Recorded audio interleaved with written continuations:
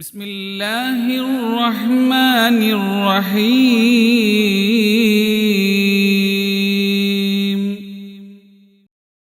അവരൊക്കെ ഹജ്ജിന് പോകുന്നു, നമുക്ക് യാത്രയാക്കുന്നു. ഈ സന്ദർഭത്തിൽ ഞാനും നിങ്ങളും എന്താണ് ശ്രദ്ധിക്കേണ്ടത് എന്നുള്ളതാണ് വിഷയം. ഹജ്ജിന്റെ കർമ്മങ്ങളും ഹജ്ജിന്റെ ഫളായിലുകളും ശ്രേഷ്ഠതകളൊക്കെ എല്ലാവരും കേട്ടുകൊണ്ടിരിക്കുന്നു.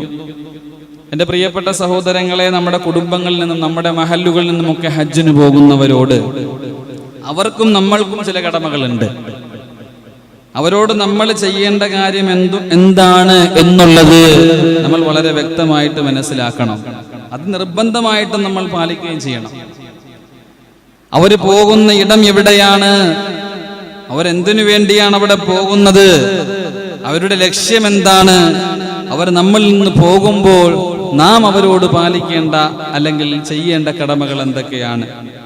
എല്ലാത്തിനും സമയങ്ങൾ അതിക്രമിച്ചു പോയി. ഇനിയും പോകാൻ കുറച്ച് ആളുകളുണ്ട്. അവരോടെങ്കിലും നമുക്ക് ആ കർമ്മങ്ങളും ഒക്കെ പാലിക്കണം. അള്ളാഹു തൗഫീക്ക് നൽകട്ടെ. സഹോദരങ്ങളെ, ഏറ്റവും വലിയ മർമ്മപ്രധാനപരമായ ലക്ഷ്യം, അവര് ഹജ്ജിന് പോകുമ്പോൾ നമ്മുടെ ഉത്തരവാദിത്തം അവരോട് ഒരേ ഒരു കാര്യം ചെയ്യാൻ പറയലാണ്. സാധാരണ ഹജ്ജിന് പോകുന്നവരോട് നമ്മൾ പറയും ദുആ ചെയ്യണമെന്ന്. യഥാർത്ഥത്തിൽ അള്ളാന്റെ റസൂല് ഇത് നമുക്ക് പഠിപ്പിച്ചു തന്നിട്ടുണ്ട്. അള്ളാന്റെ റസൂല് നമുക്കിത് പഠിപ്പിച്ചു തന്നിട്ടുണ്ട്. ഉംറയ്ക്ക് പോകാൻ അനുവാദം ചോദിച്ചു ബഹുമാനപ്പെട്ട ഉമർ ഇബ്നുൽ ഖത്താബ് റളിയല്ലാഹു അൻഹു. ഉംറയ്ക്ക് പോകുവാനായിട്ട് അനുവാദം ചോദിക്കാൻ വന്ന റസൂലുള്ളാഹി സ്വല്ലല്ലാഹു അലൈഹി വസല്ലമ തങ്ങൾ റളിയല്ലാഹു അൻഹു തന്നെ അത് പറയുകയാണ്. ഇസ്തഅൻതു നബിയ സല്ലല്ലാഹു അലൈഹി വസല്ലമ ഫിൽ ഉംറതി. ഉംറയ്ക്ക് പോകുവാൻ വേണ്ടിയിട്ട് ഞാൻ നബി സല്ലല്ലാഹു അലൈഹി വസല്ലമ തങ്ങളുടെ അടുക്കൽ ചെന്നു. ഞാൻ അനുവാദം ചോദിച്ചു. ഫഅദിന ലി, എനിക്ക് അനുവാദം തന്നു നബി മുഹമ്മദ് മുസ്തഫ സല്ലല്ലാഹു അലൈഹി വസല്ലം. എന്നിട്ട് നബി തങ്ങൾ ഒരു കാര്യം പറഞ്ഞു. അതാണ് നമ്മുടെ ശ്രദ്ധേയമായ വിഷയം. ഉമർ റളിയല്ലാഹു അൻഹു അനുവാദം ചോദിക്കാമെന്ന് നബിയെ, ഞാൻ ഉംറയ്ക്ക് പോകാൻ ആഗ്രഹിക്കുകയാണ്, പോയിക്കോട്ടെയോ? മദീനയിലാണ് നബി സല്ലല്ലാഹു അലൈഹി വസല്ലമ തങ്ങൾ ഉള്ളത്. അവിടെ നിന്ന് 450 കിലോമീറ്റർ പിന്നിട്ട് ഉംറയ്ക്ക് വേണ്ടി മക്കയിലേക്ക് ഉമർ റളിയല്ലാഹു അൻഹുവിന് വരേണ്ടതുണ്ട്. അനുവാദം ചോദിച്ചു. ഉമർ റളിയല്ലാഹു അൻഹുവിന്റെ തോളിൽ പിടിച്ചുകൊണ്ട് അല്ലാഹുവിന്റെ റസൂൽ പറഞ്ഞു, ലാ തൻസാനാ യാ ഉഖയ്യ മിൻ ദുആഇക. ഭയങ്കരമായൊരു വാക്കാണ്. നമ്മുടെ നാട്ടിൽ നിന്നും ഹജ്ജിന് പോകുന്ന ഓരോരുത്തരോടും നാം പറയേണ്ട വാക്കാണ്. ലാ തൻസാനാ യാ ഉഖയ്യ. അഖി എന്ന് പറഞ്ഞാൽ എന്റെ സഹോദരൻ എന്നാണ്. അല്ലാഹുവിന്റെ റസൂൽ ഉപയോഗിച്ച വാക്ക് ഉഖയ്യ. അഖിന്റെ തസ്ഗീർ നിങ്ങൾക്ക് മനസ്സിലാകും. ഉഖയ്യ, എന്റെ കുഞ്ഞു സഹോദരാ റളിയല്ലാഹു അൻഹുവിനെ വിളിച്ചുകൊണ്ട് അല്ലാഹുവിന്റെ റസൂൽ പറയുകയാണ്. ഏത് റസൂലുള്ളായ ആകാശത്തിലോട്ട് തന്റെ തിരുകരങ്ങൾ ഉയർത്തിയാൽ അപ്പോഴേ ജിബ്രീൽ പറന്നിറങ്ങുന്ന അല്ലാഹുവിന്റെ റസൂല് റളിയല്ലാഹു അൻഹുവിനോട് പറഞ്ഞു, ലാ തൻസാന, മറന്നു പോകല്ലേ യാ ഉഖയ്യ, അല്ലയോ എന്റെ കുഞ്ഞു സഹോദരാ, മിൻ ദുആഇക, നിന്റെ ദുആയിൽ ഈ മുഹമ്മദിനെ നീ മറന്നു പോകല്ലേ. ലോകത്തിന്റെ നായകൻ അഷ്റഫുൽ വറ നബി മുഹമ്മദ് മുസ്തഫ. അങ്ങനെ പറയണമെങ്കിൽ എത്രമാത്രം ഗൗരവം അതിനുണ്ട് സഹോദരങ്ങളെ, ആലോചിച്ചു നോക്കണം.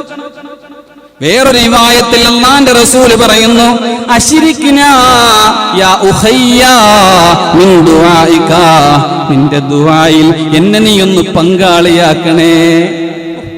നീ ദുആ ചെയ്യുമ്പോ നിനക്ക് വേണ്ടി നീ എന്തെല്ലാം ദുആ ചെയ്യുമോ, അശ്രിക്നാ, നീ സ്വർഗം ചോദിക്കുമ്പോ എന്റെ മുത്തുനബിക്കും കൂടി സ്വർഗം കൊടുക്കണേ എന്ന് നീ ദുആ ചെയ്യണമെന്ന് ലോകത്തിന്റെ നായകൻ നബി മുഹമ്മദ് മുസ്തഫ. ചിന്തിക്കണേ സഹോദരങ്ങളെ, ഗൗരവപൂർവ്വം ഹജ്ജിന് പോകുന്ന ഓരോ ഹാജിമാരോടും അവർ പരിചയമുണ്ടാകട്ടെ, പരിചയമില്ലാതിരിക്കട്ടെ, ഹാജിയാണെന്ന് മനസ്സിലായോ? അവരെ കൈയൊന്ന് പിടിക്കണം. കാരണം അവർ പോകുന്ന ഇടം എവിടെയാണ്? അവര് പോകുന്ന ഇടം എവിടെയാണ്? ഹാജിമാര് പോകുന്ന ഇടം എവിടെയാണ്?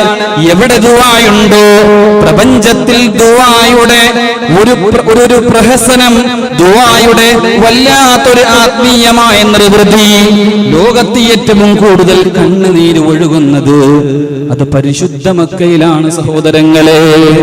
കഅബയുടെ കില്ല നനയുന്ന, മത്താഫ് നനയുന്ന, കണ്ണുനീർ കണ്ണുനീരുകൊണ്ട് കഅബാലയത്തിന്റെ കില്ലകൾ നനയുന്ന, യഥാർത്ഥത്തിൽ കഅബാലയം കഴുകുന്നത് അതവിടത്തെ അത്തരം സുഗന്ധങ്ങളും കൊണ്ടല്ല കഅബാലയം കഴുകുന്നത്. കഅബാലയം കഴുകുന്നത് ഹാജിമാരും ഉംറ ചെയ്യുന്നവരുടെയും കണ്ണുനീര് കൊണ്ടാണ്. അവിടെ ദുആ മാത്രമാണ്, ഒരു ദുആ മൂലമാണ് കഅബാലയം ഉയർന്നു വന്നത്. ആദം നബി അലൈഹിസ്സലാത്തു വസ്സലാമിന്റെ ദുആ കൊണ്ടാണ് കഅബാലയം ഭൂമിയിൽ വന്നത്. തെറ്റ് ചെയ്തു പോയല്ലോ. റബ്ബനാ ളലംനാ അൻഫുസനാ വഇൻ ലം തഗ്ഫിർ ലനാ വതർഹംനാ ലനകൂനന്ന മിനൽ ഖാസിരീൻ. പടച്ചോനെ, തെറ്റ് ചെയ്തു പോയി, പാപം ചെയ്തു പോയി. അല്ലാഹ് ഫഗ്ഫിർ ലനാ, പൊറുത്തു തരണേ അല്ലാഹ്, പൊറുത്തു തരാം. കഅബാലയം പുനർനിർമ്മാണം നടത്ത്. കഅബാലയം ആദം നബി അലൈഹിസ്സലാത്തു വസ്സലാം പണിയുന്നതിന് മുമ്പേ ദുആ ഉണ്ടായിരുന്നു. കഅബാലയം പണിഞ്ഞതിന് ശേഷമോ ഇബ്രാഹിം നബി അലൈഹിസ്സലാത്തു വസ്സലാം മകൻ ഇബ്രാഹിം നബി അലൈഹിസ്സലാത്തു വസ്സലാം മകൻ ഇസ്മായിൽ നബി അലൈഹിസ്സലാത്തു വസ്സലാമും കൂടി കഅബാലയം നിർമ്മിച്ചു. ഇന്ന് പ്രപഞ്ചത്തിൽ ഉയരുന്ന ഏറ്റവും വലിയ ദുആ ഉത്ഭവം കഅബാലയമാണ്. പരിശുദ്ധ ഖുർആൻ സൂറത്തുൽ ബഖറ 127-ാമത്തെ ആയത്ത്, വഇദ് യർഫഉ ഇബ്രാഹീമുൽ ഖവാഇദ മിനൽ ബൈതി വഇസ്മാഈൽ റബ്ബനാ തഖബ്ബൽ മിന്നാ ഇന്നക അൻതസ് സമീഉൽ അലീം. കഅബാലയത്തിന്റെ നിർമ്മാണമൊക്കെ പൂർത്തിയായി, എല്ലാം പരിപൂർണമായി. അല്ലാഹുവിന്റെ കൽപ്പന പ്രകാരം കഅബാലയം നിർമ്മിച്ചു. ദുആ ചെയ്യുകയാണ്, റബ്ബനാ, ഞങ്ങളുടെ രക്ഷിതാവേ, തഖബ്ബൽ മിന്നാ, ഞങ്ങളിൽ നിന്ന് സ്വീകരിക്കണേ അല്ലാഹ്, ഇന്നക അൻതസ് സമീഉൽ അലീം, നീ കേൾക്കുന്നവനും അറിയുന്നവനുമാണ്. ഞങ്ങളെ ദുആ കേൾക്കാൻ നീ അല്ലാതെ വേറെ ആരുണ്ട്? നീ പറഞ്ഞു, ഞങ്ങൾ ചെയ്തു. സഹോദരങ്ങളെ, എവിടെ പോയി ദുആ ചെയ്താലും എങ്ങനെയൊക്കെ ദുആ ചെയ്താലും ദുആ ചെയ്താൽ പോരെ? വീട്ടിൽ ഇരുന്നാലും നമ്മൾ പറയുമല്ലോ, ഖബറിന്റെ അടുത്ത് പോയി ദുആ ചെയ്യണതിനാ, വീട്ടിൽ ദുആ ചെയ്താൽ പോരെ? അല്ലാഹു കേൾക്കൂലേ? കേൾക്കും. എന്നാ പിന്നെ പള്ളി വരേണ്ട കാര്യമില്ലല്ലോ. ഓരോ സ്ഥലത്തിനും പ്രത്യേകതയുണ്ട്. നിങ്ങളെ വീടിനേക്കാൾ പ്രത്യേകതയുണ്ട് പള്ളിക്ക്. വീട്ടിൽ നിസ്കരിച്ചാൽ ആ നിസ്കാരത്തിന്റെ കൂലി മാത്രമാണ്. ജുമുഅയ്ക്ക് പള്ളിയിൽ വന്ന് നിസ്കരിക്കുമ്പോൾ 27 ഇരട്ടി പ്രതിഫലമെന്ന് അല്ലാഹുവിന്റെ റസൂൽ നബി മുഹമ്മദ് മുസ്തഫ. ഓരോ സ്ഥലത്തിനും പ്രത്യേകതയുണ്ട് സഹോദരങ്ങളെ. എന്താ കഅബയുടെ പ്രത്യേകത? കഅബാലയം എന്ന് പറഞ്ഞാൽ മുഴുവനും ദുആ സ്വീകരിക്കപ്പെടുന്ന സ്ഥലമാണ്. ഇമാം ഹസൻ ബസ്രി റഹിമഹുല്ലാഹ് 15 സ്ഥലങ്ങൾ കഅബാലയത്തിലേക്ക് കത്തയച്ചു. അവിടുത്തെ ഇമാമികൾ കത്തയച്ചു. 15 സ്ഥലങ്ങളോളം എണ്ണി പറഞ്ഞു, ഇവിടേക്ക് ദുആക്ക് ഇജാബത്തുണ്ട്. എത്ര സ്ഥലങ്ങൾ? 15 സ്ഥലങ്ങൾ. അല്ലാഹുവിന്റെ റസൂൽ എണ്ണി പറഞ്ഞ സ്ഥലങ്ങൾ തന്നെ ധാരാളമുണ്ട്. ഇവിടെയാണ് നമ്മുടെ ഹാജിമാര് പോകേണ്ടത്. ഇവിടെയാണ് നമ്മുടെ ഹജ്ജമ്മമാര് പോകുന്നത്. അല്ലാഹു അവന്റെ കഅബയാക്കിയത് ഈ ലോകത്തുള്ള ജനങ്ങളുടെ നിലനിൽപ്പിന് വേണ്ടിയാണ്. കഅബാലയമില്ലെങ്കിൽ നമുക്ക് നിലനിൽപ്പില്ല. നമ്മുടെ സന്തുലനാവസ്ഥ, ഇക്വിലിബ്രിയം, നമ്മൾ നിലനിന്നു പോകുന്ന ഈ പ്രതിഭാസങ്ങൾ തകർന്നു പോകും. കഅബാലയമാണ് നമ്മുടെ പ്രതിച്ഛായ. കഅബാലയമില്ലെങ്കിൽ ഭൂമിയില്ല. ഭൂമിയുടെ ആണിക്കല്ല് കഅബാലയമാണ്. ജഅലല്ലാഹുൽ കഅബത്തൽ ബൈത്തൽ ഹറാം ഖിയാമൽ ലിന്നാസ്. ജനങ്ങൾക്ക് മുഴുവനും, മുസ്ലിമീങ്ങൾക്ക് മാത്രമല്ല, അള്ളാഹനെ വിശ്വസിക്കുന്ന നമ്മൾക്ക് മാത്രമല്ല, ഭൂമിയിലെ മുഴുവൻ ജനങ്ങൾക്ക്. അത് കഅബാലയം ഇല്ലെങ്കിൽ തകർന്നു പോകും. കഅബാലയം നിന്നില്ലാതാകുമോ അന്ന് ലോകം അവസാനിക്കും. കഅബാലയം പൊളിക്കപ്പെടുമല്ലോ. കഅബാലയത്തിന്റെ ഓരോ കല്ലും ഇളക്കി ജിദ്ദയിൽ നിൽക്കുന്നത് വരെ, ജിദ്ദയിൽ വരെ ഓരോ കല്ലുകളും മാറ്റി മാറ്റി മാറ്റി കൈമാറ്റി കടൽ, ജിദ്ദയുടെ കടൽ വലിച്ചെറിയുമല്ലോ. അത് ഖിയാമത്ത്, അത് തീർന്നു ലോകം. അല്ലാഹുവിന്റെ ഖുർആൻ എടുത്തു പറഞ്ഞു. സഹോദരങ്ങളെ, കഅബയില്ലെങ്കിൽ ഈ ഭൂമുഖത്ത് കരുണയില്ല. അല്ലാഹുവിന്റെ റഹ്മത്ത് വേണോ? കഅബ വേണം. ഈ കഅബാലയത്തിലാണ് നമ്മുടെ ഹാജിമാര് പോകുന്നത്. അല്ലാഹുവിന്റെ റസൂൽ പറയുകയാ, ഇന്ന ലില്ലാഹി ഫീ കുല്ലി യൗമിൻ വ ലൈലത്തിൻ 20 വ 100 റഹ്മാ തൻസിലു ഹാദൽ ബൈത്ത്. നമ്മൾ ഈ മുള്ളൻകുന്ന് പള്ളിയിൽ നിന്ന് അല്ലെങ്കിൽ ഈ സ്ഥലത്ത് നിന്ന് നമ്മൾ നിസ്കരിക്കുമ്പോൾ എത്രയോ മൈലുകൾക്കപ്പുറമുള്ള കഅബയുടെ കാര്യമാണ് നമ്മൾ പറയുന്നത്. ആ കഅബയില്ലെങ്കിൽ പിന്നെ എവിടെ നോക്കിയാണ് നമ്മൾ നിസ്കരിക്കുന്നത്? ആ കഅബാലയമില്ലെങ്കിൽ എങ്ങനെയാണ് നമ്മളെ ഖബറടക്കുന്നത്? ആ കഅബാലയമില്ലെങ്കിൽ എവിടെയാണ് സഹോദരങ്ങളെ നമ്മൾ അഭയത്തിന് വേണ്ടി ഒന്ന് കടന്നു ചെല്ലുന്നത്? 120 കാരുണ്യം രാവും പകലുമായിട്ട് ആകാശ ലോകത്ത് നിന്ന് കഅബാലയത്തിലേക്ക് അല്ലാഹു ഇറക്കുന്നുണ്ട്. സിത്തൂന ലിത്വാഇഫീൻ, അതിൽ 60 കരുണ തവാഫ് ചെയ്യുന്നവർക്കാണ്. 60ഓളം കരുണ കഅബാലയത്തെ വലയം ചെയ്യുന്നവർക്ക്. ഈ കഅബാലയത്തിന്റെ നേരെ മുകളിൽ ബൈത്തുൽ മഅമൂർ എന്ന് പറയുന്ന ഒരു മഹാഗേഹമുണ്ട്. ഇവിടെ മനുഷ്യന്മാർ തവാഫ് ചെയ്യുന്നത് പോലെ അവിടെ അള്ളാഹുവിന്റെ മാലാകമാർ ഇങ്ങനെ തവാഫ് ചെയ്തുകൊണ്ടിരിക്കുന്നു. നബി മുഹമ്മദ് മുസ്തഫ. സഹോദരങ്ങളെ മനസ്സിലാക്കണം, സഹോദരങ്ങളെ 60 കരുണ തവാഫ് ചെയ്യുന്നവർ, അവന്റെ കഅബയെ വലയം ചെയ്യുന്നവർ, 40 കരുണ അല്ലാഹു കൊടുക്കുന്നു അവിടെ നിസ്കരിക്കുന്നവർക്ക്, 20 കരുണ ആ കഅബാലയത്തെ വെറുതെ ഇങ്ങനെ നോക്കിക്കൊണ്ടിരിക്കുന്നവർക്ക് കിട്ടുമെന്ന് നബി മുഹമ്മദ് മുസ്തഫ. അല്ലാഹു തൗഫീഖ് തരട്ടെ, അല്ലാഹു തൗഫീഖ് തരട്ടെ. സഹോദരങ്ങളെ, അവിടെയാണ് കല്ലുള്ളത്. സ്വർഗത്തിൽ നിന്ന് ഇറക്കിയ ഒരു കല്ല് കഅബാലയത്തിലുണ്ട്. സ്വർഗത്തിൽ നിന്ന് അള്ളാഹു ഇറക്കി കൊടുത്ത കല്ല്. എന്താണ് ആ കല്ലിന്റെ പ്രത്യേകത? നമ്മളെല്ലാവരും, നമ്മിൽ പലരും ആ കല്ല് കണ്ടവരാ. എന്താണ് ആ കല്ല് അങ്ങനെയാവാൻ കാരണം? എന്താ? കല്ല് കറുപൂറായിരിക്കും. കഅബാലയത്തിന്റെ കില്ലയുടെ അതേ കറുപ്പ് കല്ലിലുണ്ടാവും. എങ്ങനെയായിരുന്നു ആ കല്ല്? അവന്റെ റസൂല് പറയുന്നു, നസലൽ ഹജറുൽ അസ്വദു, ഈ കറുത്ത കല്ല് ഇറക്കി മിനൽ ജന്ന, സ്വർഗത്തിൽ നിന്ന് അല്ലാഹു ഇറക്കിയ കല്ലാണ്. അത് സ്വർഗത്തിലെ കല്ലാണ്. എങ്ങനെയെന്നറിയോ ആ കല്ലിരുന്നത്? വഹുവ അശദ്ദു ബയാദാ മിനൽ ലബനി, പാലിനേക്കാൾ വെളുത്ത കളറായിരുന്നു ആ കല്ലിന്. എന്തുമാത്രം വെറും വെളുപ്പല്ല, പാലിനേക്കാൾ വെളുത്ത നിറമായിരുന്നു ആ കല്ലിന്. കറുത്ത് കരിക്കട്ട പോലെ ഇരിക്കുന്ന കല്ല്, കണ്ടവർ വീണ്ടും കാണാൻ കൊതിക്കുന്ന കല്ല്. അങ്ങനെയായിരുന്നില്ല സഹോദരങ്ങളെ. എങ്ങനെയാണ് അത്ര കറുപ്പായത്? എങ്ങനെയാണ് ഇത്ര കറുത്ത് കരിക്കട്ട പോലെ ആയത്? ഫസവ്വദതുഹു, അതിനെ കറുപ്പിച്ച് കളഞ്ഞത്. ഖത്തായാ ബനി ആദമ, മനുഷ്യന്റെ ആദമിന്റെ സന്തതികളുടെ പാപമാണെന്ന് നബി മുഹമ്മദ് മുസ്തഫ. നമ്മളൊക്കെ ചെയ്ത പാപം അതാ കല്ല് ഏറ്റെടുക്കുന്നു. അവിടെ ചെന്ന് മുത്തുമ്പോ, ഹൃദയം ചേർത്ത് വെക്കുമ്പോ നമ്മുടെ പാപങ്ങൾ ആ കല്ലേറ്റെടുക്കുന്നു. കറുത്ത് കരിക്കട്ട പോലെയായി കല്ല് പോലും ആവാഹിച്ചെടുക്കുന്ന പാപങ്ങൾ. അവിടെയല്ലാതെ പിന്നെ എവിടെയാണ് നമ്മുടെ പാപങ്ങളൊന്ന് പുറത്തു കിട്ടുക? സഹോദരങ്ങളെ, കഅബാലയത്തിന്റെ ഒരു മൂലയിൽ 70 മലക്കുകൾ കേന്ദ്രീകരിച്ചിട്ടുണ്ട്. എത്ര മലക്കുകൾ? 70 മലക്കുകൾ. കഅബാലയത്തിന്റെ ഒരു മൂലയിൽ അല്ലാഹുവിന്റെ റസൂല് പറയുകയാ, ഈ സ്ഥലങ്ങളിലാണ് നമ്മുടെ ഹാജിമാര് പോകുന്നത്. ഒന്ന് കൈ ഉയർത്തുമ്പോ ദുആ ചെയ്ത ഇന്നയാളെ അല്ലാഹ് നീ സ്വർഗത്തിലാക്കണേ എന്നെങ്ങാനും ദുആ ചെയ്ത് റബ്ബ് സ്വീകരിച്ചാൽ രക്ഷപ്പെട്ടില്ലേ സഹോദരാ? ഓരോ ഹാജിമാരെയും ചെന്നവരെ കൈപിടിച്ച് മുത്തിക്കെട്ടിപ്പിടിച്ച് ദുആ ചെയ്യാൻ പറയണം നമ്മൾ.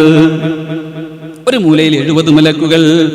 70 മലക്കുകളെ അല്ലാഹു ഏൽപ്പിച്ചിട്ടുണ്ട്. എവിടെയാണ്? യഅനി അർ-റുക്നുൽ യമാനി, കഅബാലയത്തിൽ നിന്ന് യമന്റെ ഭാഗത്തുള്ള മൂലയ്ക്ക് പറയുന്നതാണ് റുക്നുൽ യമാനി. 70 മലക്കുകളാണ്, 70 മലക്കുകളാണ്.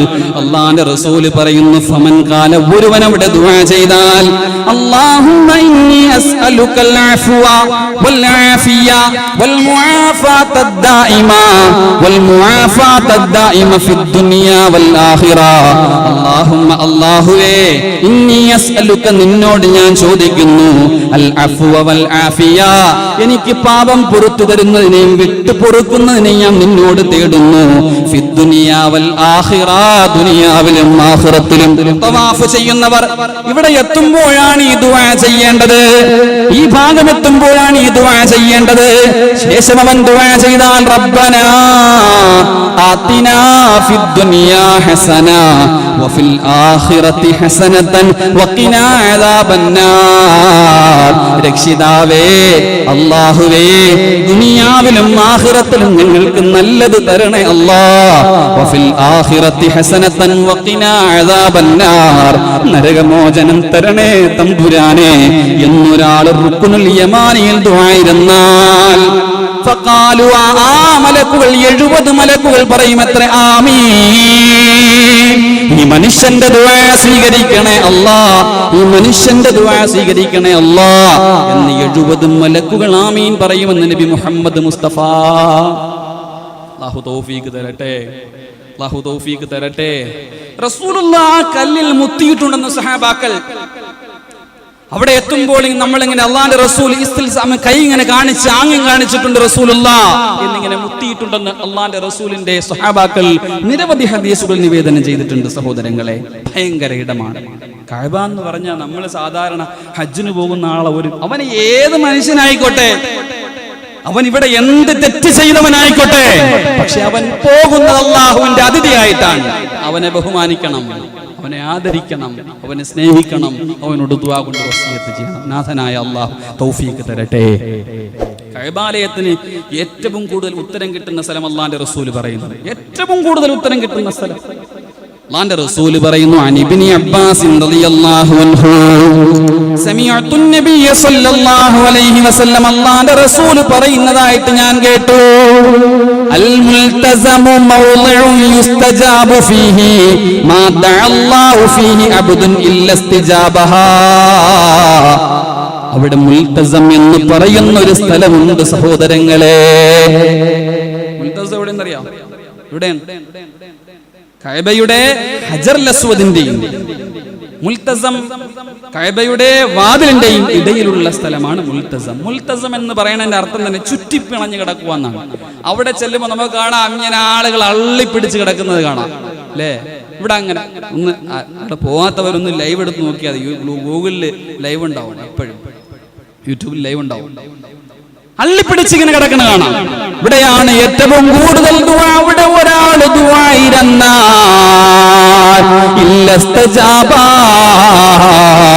അവന് മറുപടി കിട്ടാതെ മടങ്ങില്ലെന്ന് നബി മുഹമ്മദ് മുസ്തഫ.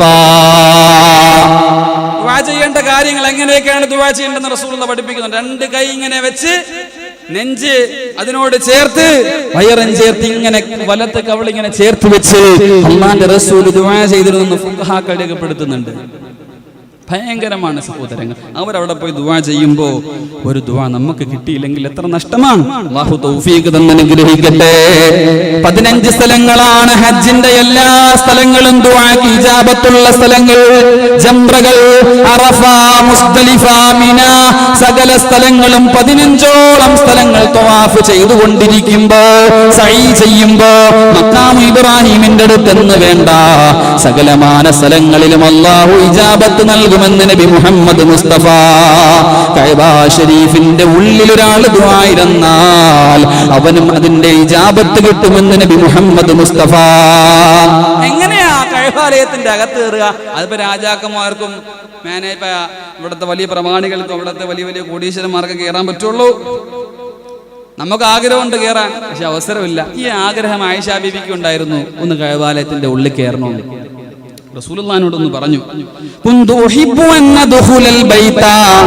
നബിയെ എനിക്ക് അതിന്റെ അകത്തൊന്ന് പ്രവേശിക്കണം നബിയെ, എനിക്ക് അവിടെ നിസ്കരിക്കണം യാ റസൂലല്ലാഹ്. ആഗ്രഹം പറഞ്ഞ ഭാര്യയുടെ തന്റെ പ്രിയതമയുടെ ആഗ്രഹം നിരാകരിക്കാതെ റസൂലുള്ളാഹി കൈപിടിച്ചു. ആയിഷ നിനക്ക് അതിന്റെ അകത്ത് ഞാൻ നിസ്കരിപ്പിക്കാം. കൊണ്ടുപോയി. എവിടെയാണ് കൊണ്ടുപോയത്?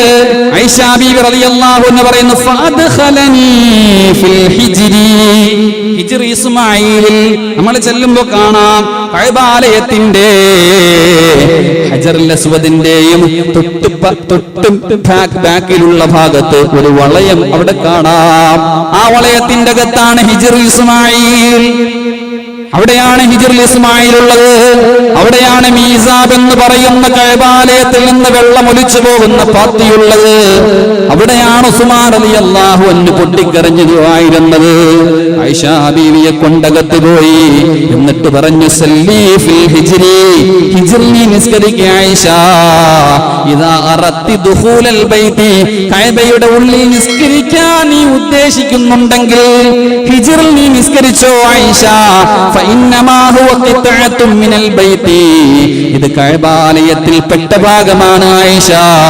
ഫഅഖ്റജൂഹു മിനൽ ബൈതി, ഈ ഭാഗം കഅബാലയത്തിന്റെ പുറത്താണെങ്കിലും കഅബാലയത്തിന്റെ പുനർനിർമ്മാണ വേളകളിൽ പൈസ തികയാതെ വന്നപ്പോൾ വളയം കെട്ടിവെച്ച് കഅബാലയത്തിന്റെ അകത്തുള്ള ഭാഗമാണെന്ന് മഹാന്മാര് പഠിപ്പിക്കുന്നു.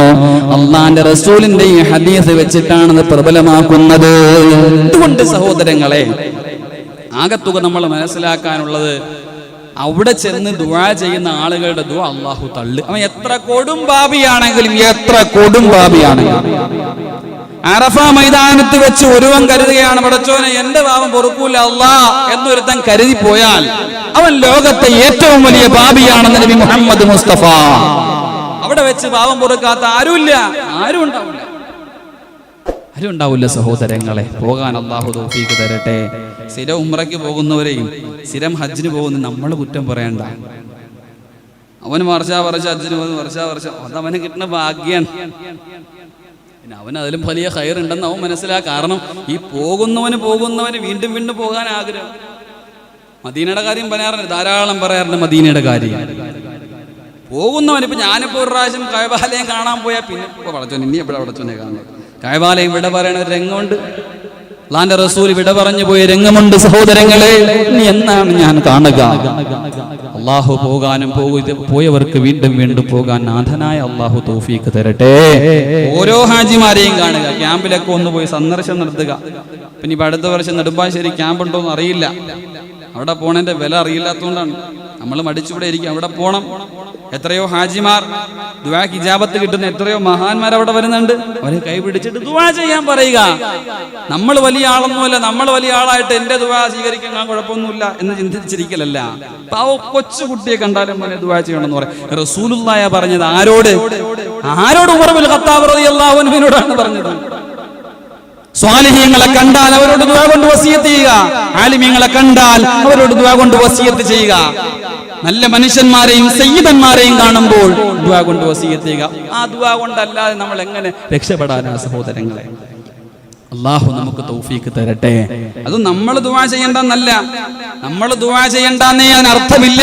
പക്ഷേ മഹാന്മാർ, സ്വാലിഹീങ്ങൾ, ആബിദീങ്ങൾ, ദിക്റിലും ദുആയിലുമായി കഴിയുന്ന സാധുക്കളായ ഒരു വൃദ്ധനായ മനുഷ്യനെ കണ്ടാൽ ഒന്ന് ദുആ ചെയ്യണമെന്ന്, ആ ദുആ കൊണ്ട് ഒരുപാട് നേട്ടങ്ങൾ നമുക്കുണ്ട്. ഒരുപാട് ഉപദ്രവങ്ങൾ, തടസ്സങ്ങൾ, വിഷമങ്ങൾ നീങ്ങിക്കിട്ടും സഹോദരങ്ങളെ. ഒരുപാട് വിഷമങ്ങൾ, ഒരുപാട് പ്രതിസന്ധികൾ അള്ളാഹു മാറ്റിത്തരും. നിന്നെ അള്ളാഹു രക്ഷിക്കട്ടെ. ചില ആൾക്കാരും അച്ചിട്ട് പറയണ, ഈ അടുത്ത് മരണപ്പെട്ടു പോയ ശൈഖുന നമ്മുടെ അത്തിപ്പറ്റ ഉസ്താദ്, എത്രയോ അത്ഭുതങ്ങൾ അവരുടെയൊക്കെ ജീവിതത്തിൽ. അള്ളാഹു നമുക്കതൊക്കെ മനസ്സിലാക്കാൻ തൗഫീഖ് തരട്ടെ. ഇനി വലിയ വലിയ മഹാന്മാരെ കാണുമ്പോൾ നമ്മുടെ പള്ളികളിൽ ജോലി ചെയ്യുന്ന ചെറിയ ചെറിയ ഉസ്താദന്മാർ അങ്ങനെയുണ്ട്. വലിയ വലിയ സയ്യിദന്മാരോടും തങ്ങന്മാരോടും അമേദ്യമായ ബന്ധമുള്ളവർക്ക് പള്ളിയിലെ ഉല്ലാക്കാനോട് ഉസ്താദിനോട് ചെറിയ ഞാൻ വലിയ ഉസ്താദ് അങ്ങനെയില്ല. പള്ളിയുടെ മൂലയിൽ ജോലിയെടുക്കുന്ന പാവപ്പെട്ടവനായിരിക്കും നീ ഉദ്ദേശിക്കുന്നതിന്റെ അപ്പുറം അല്ലാഹു സ്ഥാനം കൊടുക്കുന്നത്. ഒരാളെയും പുച്ഛിക്കാൻ പാടില്ല. പള്ളിയുടെ ഹൗദ് കഴുകുന്നവനായിരിക്കും ചിലപ്പോ പള്ളിയിലെ ഖത്തീബിനേക്കാൾ വിലയുള്ളത്. പടച്ചോന്റെ അടുക്കൽ അതൊക്കെ ഉള്ളത്. നമുക്കൊന്നും പറയാൻ പറ്റൂല. അമലുകൾ കാണുമ്പോ വലിയ ആള് കുറെ ഭാഗത്ത് നിസ്കരിക്കുന്നു, സ്വീകരിക്കണ്ടേ സഹോദരങ്ങളെ? ഹജ്ജിന്റെ ഏറ്റവും വലിയ ആത്മാവ് അതല്ലേ? കഅബാലയം ഉണ്ടാക്കിയിട്ട് ഇബ്രാഹിം നബി അലൈഹി സ്വലാത്തു വസ്സലാമും ഇസ്മായിൽ നബി അലൈഹി സ്വലാത്തു വസ്സലാം മാറിപ്പോയോ? ഇല്ലല്ലോ. കൈ നീട്ടിയില്ലേ? റബ്ബനാ തഖബ്ബൽ മിന്നാ, സ്വീകരിക്കണേ അല്ലാ. പള്ളിയിലെ ഇമാമാണെങ്കിലും പള്ളി പരിപാലകരാണെങ്കിലും ഒരു കുടുംബനാഥനാണെങ്കിലും ഒരു കുടുംബനാഥയാണെങ്കിലും ഒരു വിദ്യാർത്ഥിയാണെങ്കിലും ചെയ്യുന്ന അമലിന്റെ പിന്നാലെ ദുആ ചെയ്തോളണം. അല്ലാഹ് സ്വീകരിക്കണേ അല്ലാഹ്. ജനങ്ങൾ നല്ലതാണോ മോശമാണോ പറയുന്നതിലല്ല കാര്യം, അല്ലാഹ് നീ സ്വീകരിക്കുന്നതിലാണെന്ന് നമ്മുടെ കൽബിലുണ്ടാകണം. ഈ പള്ളിക്കകത്തിരിക്കുമ്പോ, ഒരു സദസ്സിരിക്കുമ്പോ നമ്മുടെ ചിന്ത എന്തായിരിക്കണം? ഈ കൂട്ടത്തിൽ പാപി ഞാനാണ് അല്ലാഹ്, പാപി ഞാനാണ് റബ്ബേ. നിങ്ങളുടെ മുമ്പിൽ ഇങ്ങനെ ഈ ഉപദേശങ്ങൾ നൽകുമ്പോൾ ഞാൻ ചിന്തിക്കണം, എന്നെക്കാൾ നല്ലവരാണ് റബ്ബേ എന്റെ മുമ്പിൽ ഇരിക്കുന്ന നിങ്ങൾ ഓരോരുത്തരും ചിന്തിക്കണം, ഇവരെ കാലൊക്കെ മോശമാണ് അല്ലാഹ്, അതുകൊണ്ട് എനിക്ക് നീ പുറത്തു തരണേ റബ്ബ്. ഇതാണൊരു മുഅ്മിൻ. ഇങ്ങനെ ഒരു കൽബില്ലാതെ സ്വർഗം നമുക്ക് കണി കാണാൻ കഴിയില്ല സഹോദരാ. ഞാൻ വലുതെന്നുള്ള, ഞാനാണ് മഹാനെന്നുള്ള, ഞാനില്ലെങ്കിൽ ഇവിടെ ഒന്നും നടക്കില്ലെന്നുള്ള അധമമായ ചിന്തകൾ മാറ്റണം. ഹജ്ജ് തരുന്ന പാഠം അതാണ്. ഒന്നുമില്ലാത്തവനെ പോലെ സുഗന്ധം വേണ്ട, നല്ല നല്ല കോടിക്കണക്കിന് രൂപകൾ മുടക്കി മേടിച്ച വസ്ത്രങ്ങൾ വേണ്ട, ഒന്നും വേണ്ട, ഒന്നും വേണ്ട. രണ്ടേ രണ്ട് തുണി, ഒരരമുണ്ടും ഒരു മേൽമുണ്ടും ധരിച്ചു പോകുന്ന ഹാജി, അവന് ലക്ഷ്യം സമ്പത്തല്ല, കുടുംബമല്ല, പ്രാരാബ്ദങ്ങളാണ്, വിഷമങ്ങൾ സഹിക്കാൻ. 5000 അതിൽ 10000 ലക്ഷക്കണക്കിന് ആളുകൾ ഒന്ന് തിരിയാൻ പോലും ഇടമില്ലാതെ കിടക്കാനാണ് പോകുന്നത്. ഏതുപേക്ഷിച്ച്? 2 നില കെട്ടിടം ഇവിടെ ഉപേക്ഷിച്ചിട്ട്, സുഖമുള്ള കട്ടിലുകൾ ഉപേക്ഷിച്ചിട്ട് അവൻ പോകുന്നത് വെയിൽ കൊള്ളാനാണ്, ത്യാഗങ്ങൾ സഹിക്കാനാണ്, വിഷമങ്ങൾ അനുഭവിക്കാനാണ്. ഒരു വീട്ടിൽ ഓരോ റൂമിലും അറ്റാച്ച്ഡ് ബാത്റൂം, അങ്ങനെയുള്ളവൻ പോകുന്നതെന്ന് മൂത്രമൊഴിക്കാൻ കാത്തു നിൽക്കാനാണ്. അതാണ് ഹജ്ജ് സഹോദരങ്ങളെ. സഹിക്കലാണ്, ത്യാഗമാണ്. അമ്പിയാക്കന്മാർ, ഔലിയാക്കന്മാർ, സ്വാലിഹീങ്ങൾ, ആരിഫീങ്ങൾ, മുത്തഖീങ്ങൾ, മുഖ്ലിസീങ്ങൾ എല്ലാം സഹിച്ചാതെ ത്യാഗം. അല്ലാഹു തൗഫീഖ് തരട്ടെ, അല്ലാഹു തൗഫീഖ് തരട്ടെ. ആമീൻ ബിറഹ്മതിക യാ അർഹമർ റഹീമീൻ.